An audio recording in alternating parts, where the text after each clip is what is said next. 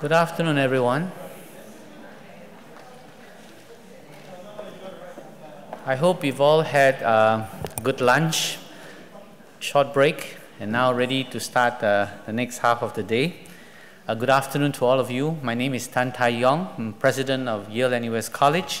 And to those of you who are visiting our college for the first time, I wish to extend to all of you a very warm welcome to our beautiful campus. I hope you are enjoying our facilities here. And to old friends and colleagues, welcome to this afternoon's symposium. Now, Yale NUS was established in 2011, a joint effort between National University of Singapore and Yale University, and the mission was to create a liberal arts college in Singapore and Asia to redefine liberal arts and sciences for the 21st century. And a central tenet of our educational ethos is to see disciplines coming together, to expose our students to learning across many disciplines, and to have multidisciplinary engagement to address issues of contemporary concerns as well. So this symposium is very much in line with what we try to do at the college.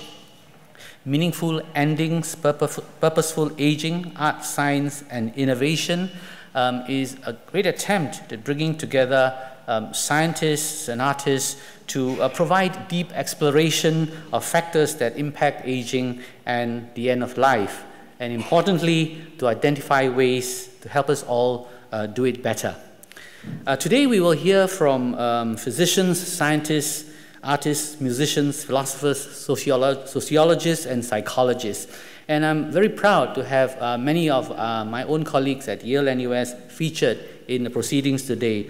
Professors Jan Gruber, Andrew Bailey, Paul O'Keefe, Matt Walker, Sarah Wise, Jack James, and of course Jeanette Ikovics, who has been very instrumental in pulling all this together. They will be sharing their innovative ideas along with colleagues and guests from the National University of Singapore, Yale University, from UC San Francisco, and many corporate and community partners. I'm also pleased that many of our students are involved in the program, in the planning and execution of this symposium today. Please visit the gallery throughout the day where you can see their award-winning films and visual art side by side with artists from the Singapore Hospice Council. You would have a booklet of the program so you can figure out whose pieces are being featured and where they are. So I hope that you'll have a chance to take a look at them in the course of the day. In closing, I just want to thank Professor Jeanette Ikovics, visiting from Yale University. She's a truly energetic individual, and I've been so impressed with what she's been able to do since coming to Yale NUS College. This is the second big symposium she's organized, and I'm sure she'll be doing a lot more. And I'm very grateful to her for bringing together colleagues from Yale, from Singapore, and elsewhere, especially those also from the world outside academia, Singapore Hospice Council, and Modern Aging in Singapore, to pull together this very meaningful event. And now it is my pleasure to introduce Frederick Knopf from Modern Aging. He's the Director of Operations and Program Development at Access Health International. He's a leader of programs on aging in Singapore and the Netherlands, and he'll be making some opening remarks. So I wish you all a productive day, and it is now my pleasure to invite Frederick to talk to us. Thank you all very much.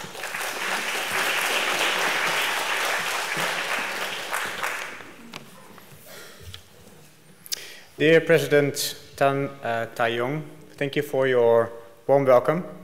I'm very pleased to be here at the wonderful Yale NUS Performance Hall today for this unique event. Dear honored speakers, faculty, and modern agers.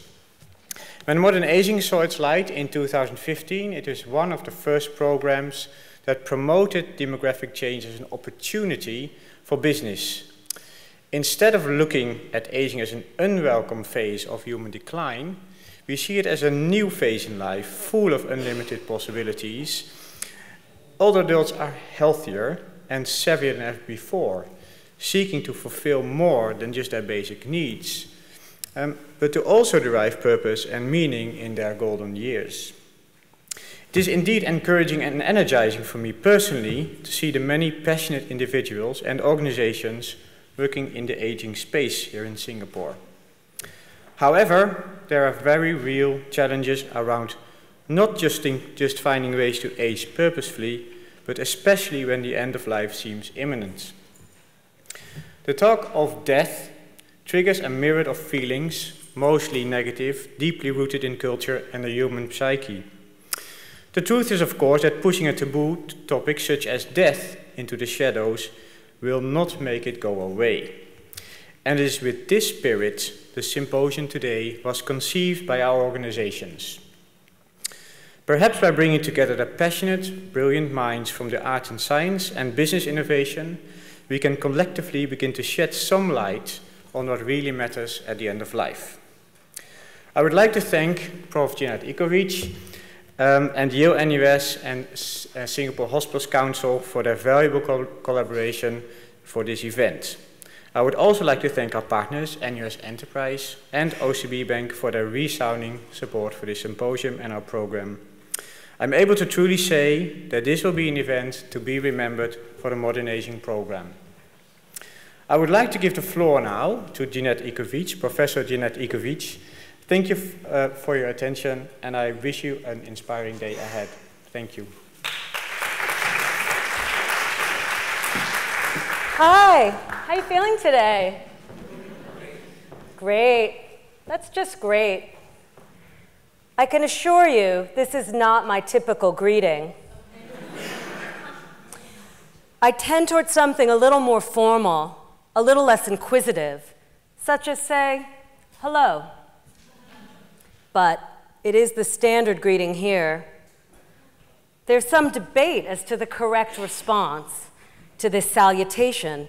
Should one reply, I feel good, using feel as a copulative to link the subject I to its subjective complement, good? Or I feel well, modifying with an adverb the subject state of being? I don't know. I'm a professor of 17th century poetry, specializing in the holy sonnets of John Donne. So I just say fine. Of course, it's not very often I do feel fine. I've been asked, how are you feeling today? As I've been throwing up in a plastic wash bin. I've been asked as I was emerging from a 4-hour operation with a tube in every orifice. How are you feeling today? I'm waiting for the moment when someone asks me that question and I'm dead. I'm a little sorry I'll miss that. It's unfortunate that this remarkable line of inquiry has come to me so late in my career. I could have exploited its feigned solicitude to great advantage. As I was distributing the final examination to the graduate course in 17th century textual criticism. Hi, how are you feeling today? Of course, I wouldn't be wearing this costume. And so the question's ironic significance would not be fully apparent, as I trust it is now. Irony is a great literary device that will necessarily be deployed. I ardently wish this was not so. I would prefer that a play be cast about me in a mythic, heroic, pastoral mode. But the facts, most notably stage 4 metastatic ovarian cancer, conspire against that. Fairy Queen, this is not. And I was dismayed to learn that this play had humor. I've been at best an unwitting accomplice. It's not my intention to give away the plot, but I die at the end. They've given me less than 2 hours. If I were poetically inclined, I might employ a threadbare metaphor, the sands of time slipping through the hourglass, the 2 hourglass. Now our sands are almost run, more a little and then dumb. Shakespeare. I trust the name is familiar. At the moment, however, I'm disinclined to poetry. I've got less than 2 hours. Then, curtain. Thank you.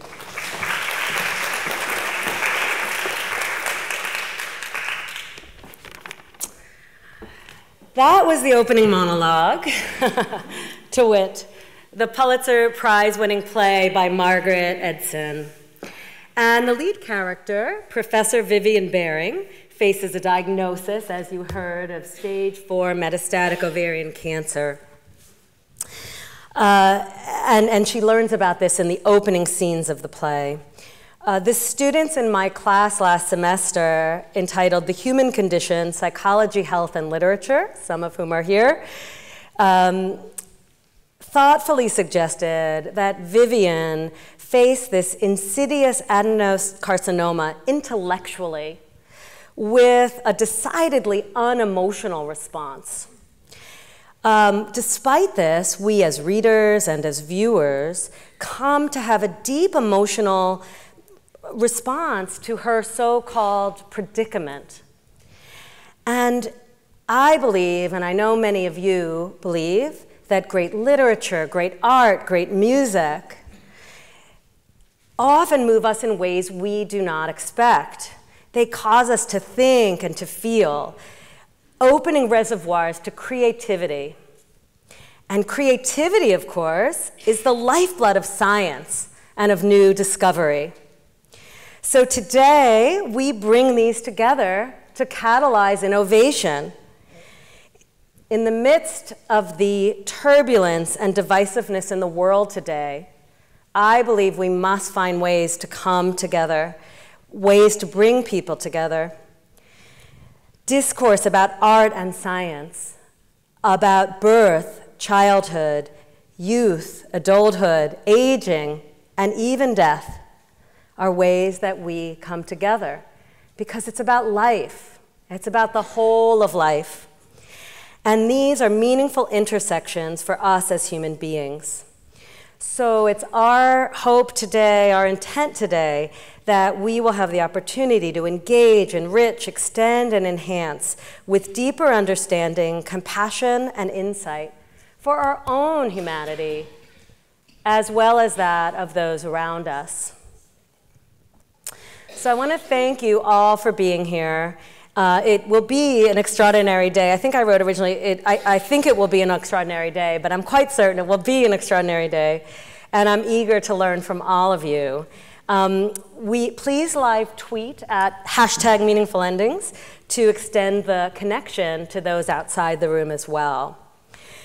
There's a long list of thank yous in the program. I will not repeat them here. We're also going to try to be a bit dramatic throughout the day, so there won't be long biographical introductions. Everything is in the program. Please take and read that now and hereafter.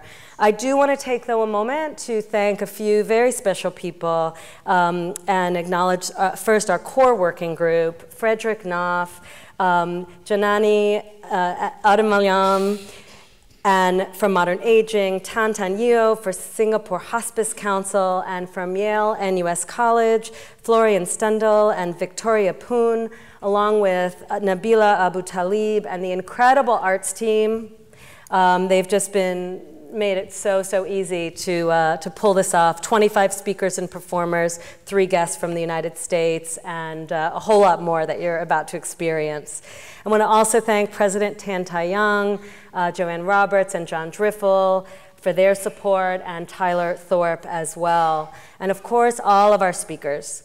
My sincere gratitude for your efforts and enthusiasm. You work so hard and make it look so easy.